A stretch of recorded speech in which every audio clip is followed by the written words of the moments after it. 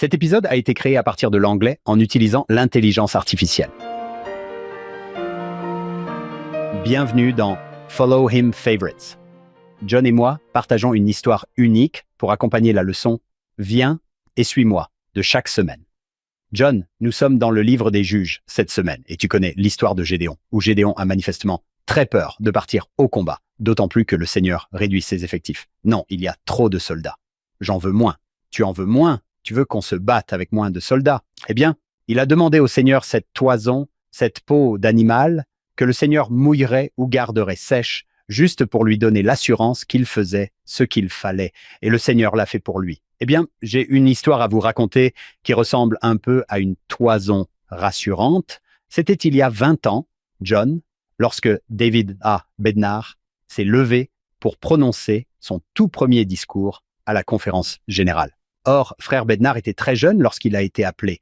Il n'avait que 52 ans lorsqu'il a été appelé. Et je sais qu'il y a des gens parmi vous qui se disent « Oh, c'est assez vieux !» Non, ce n'est pas vieux. Non, ce n'est pas vrai. En fait, je crois que frère Bednar était encore un fils en terminale quand il a été appelé comme apôtre. Sans blague. Tu imagines? Tu vas au séminaire et ton père est sur le mur. Il se lève donc pour prononcer son tout premier discours complet et il dit « Il y a 6 mois, c'est en avril 2005. » Et il fait référence à il y a 6 mois, lorsqu'il a été appelé à être apôtre. Il y a 6 mois, le président Hinckley m'a convoqué dans son bureau et m'a dit que j'allais devenir apôtre. Vous serez relevé de vos fonctions à votre mort. Et réfléchissez-y. Pensez à la durée du mandat de frère Bednar. Disons qu'il vivra jusqu'à l'âge du président Nelson. C'est un appel de près de 50 ans. Vous serez relevé de vos fonctions lorsque vous mourrez et nous ne savons même pas si ce sera le cas. Pouvez-vous imaginer John recevoir cet appel? Et puis, au fait, vous allez vous adresser à toute l'Église dimanche. Il se lève, il dit qu'il va rendre son témoignage. Il n'a pas préparé de discours complet. Il va rendre son témoignage. Le président Uchtdorf, qui avait été appelé exactement au même moment, venait de rendre son témoignage et c'était maintenant au tour de frère Bednar. Mais avant qu'il ne se lève, il y avait un cantique de repos. Frère Bednar dit « Si j'avais été invité à suggérer un cantique pour cette session particulière de la conférence juste avant, n'est-ce pas ?» Il s'exprime pour la toute première fois de ce qui allait être de très nombreuses interventions dans ce centre de conférence. Il a dit que j'aurais choisi mon cantique préféré, Rédempteur d'Israël. Maintenant, John, évidemment, la musique est choisie des mois à l'avance, donc on ne peut pas vraiment courir vers l'organiste et lui demander s'il accepte les demandes, n'est-ce pas?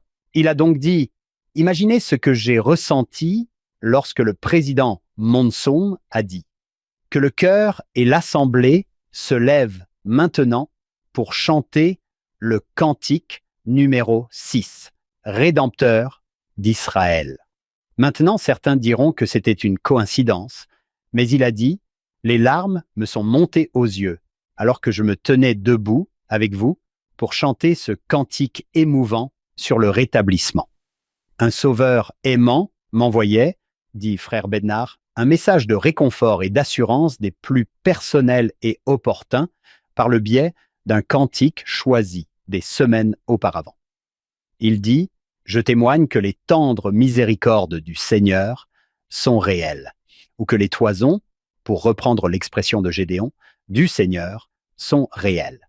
Elles ne se produisent pas au hasard ou par simple coïncidence. Souvent, le moment choisi par le Seigneur pour manifester sa tendre miséricorde, ces toisons, nous aide à la discerner et à la reconnaître. » Wow.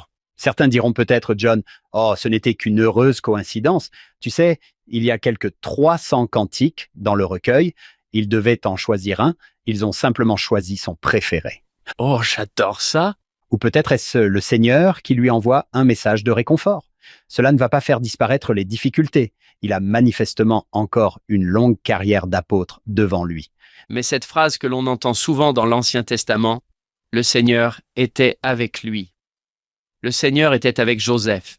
Le Seigneur dit « Je suis avec toi, David. Frère Bednar, je suis avec toi. » Je suis avec toi. Quel beau lien, John. Nous espérons que vous vous joindrez à nous pour écouter notre podcast dans son intégralité. Il s'intitule « Follow Him ». Vous pouvez le trouver partout où vous écoutez vos podcasts. Cette semaine, nous recevons le Dr Laurie Denning. Et si vous voulez vous amuser et apprendre beaucoup, venez nous rejoindre là-bas. Puis revenez ici la semaine prochaine. Nous vous proposerons un autre épisode de Follow Him Favorites.